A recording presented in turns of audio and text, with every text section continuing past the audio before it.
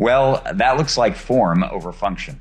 What's up, guys, and welcome back to another episode of Brian Reacts, where I review pro form and amateur form alike.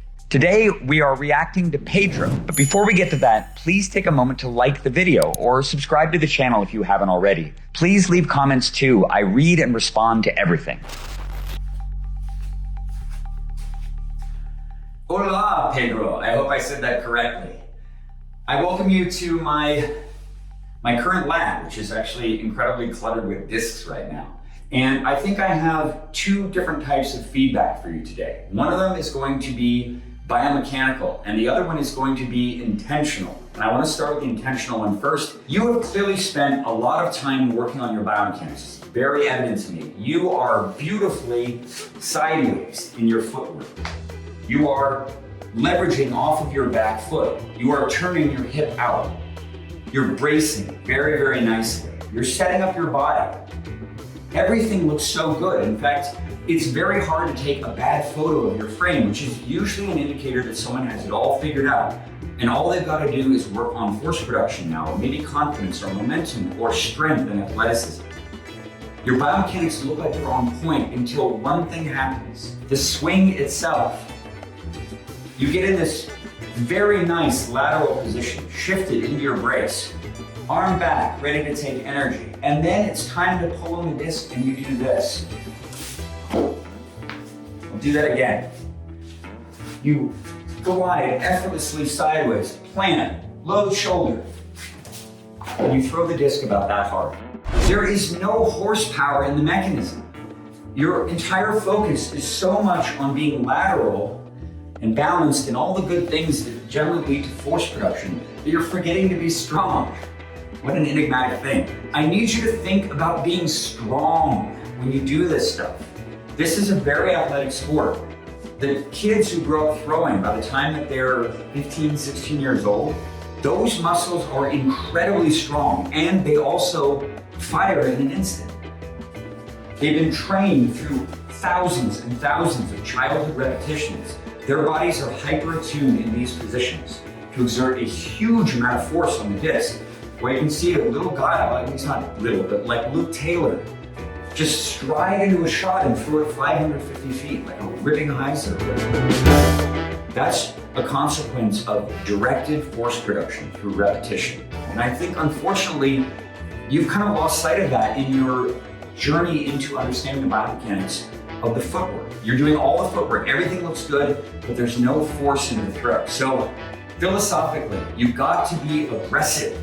If you want to throw far, you have to be thinking strength, attack, be aggressive.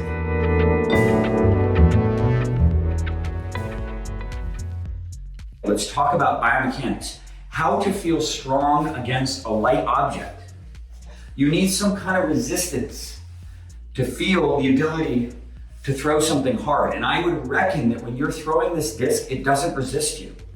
There's nothing there for you to cue off to throw it hard.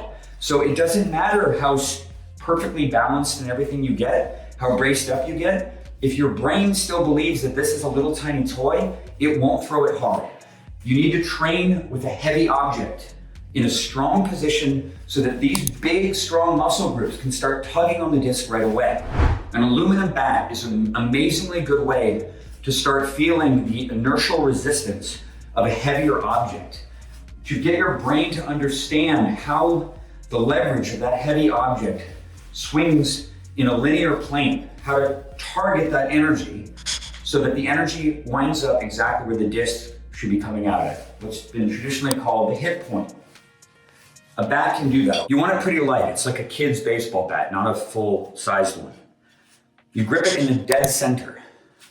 And what's really important here is that when you swing the bat, enough of the handle protrudes past your hand that if you don't keep the elbow up in a strong position the whole time you're swinging, the handle will wrap you on your elbow to remind you to keep your elbow up. So you can't really swing this bat the wrong way. I'm doing a proper swing with it right now. And when I'm doing that, a couple of things are happening. One, I'm pushing hard into the ground on my heel to initiate the swing. I'm basically fully de-weighted on my left side. This is a one-legged drill with a bat. 2, I kind of instinctively know how far to load my shoulder back so that as I swing the bat through leverage, every time it's kind of going fast right here. And for me, that's how far back to turn to achieve that. What's really also important here too is that if your swing plane is not pure, if you dip or swoop or do weird supination or pronation things, and if you're not directing the force into the right spot, the bat rips you off your base.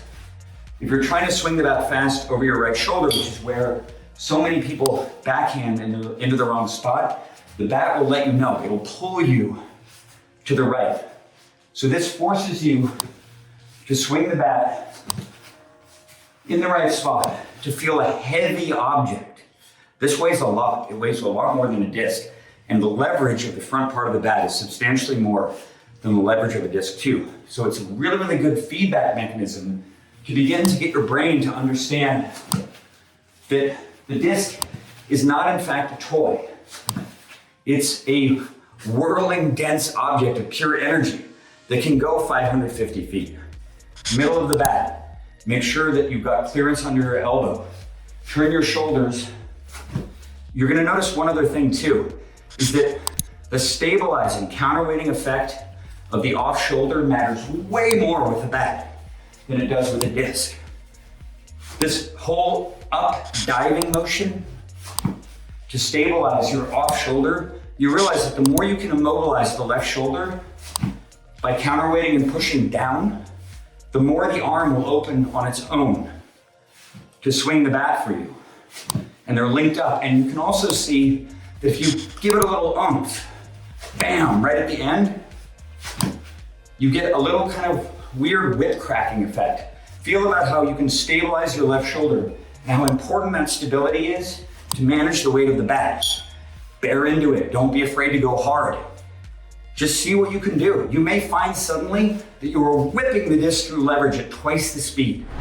Getting in a balanced position, which you already achieve, a braced and balanced position, extending your body, getting ready to grab a hold of the weight of the disc, and then actually wailing on it. Throw it hard. Feel it give you feedback. The harder you rev this thing up, the bigger, the more intense it starts to feel. And your brain will understand that just like it understands the weight of the bat. That's all I'm gonna give you for now. Get a bat. Practice this. You already know how to brace. That's the path to get started, all right? I'm happy to do follow-up videos. Give this a try, report back, and I'll see you later, man. Take care.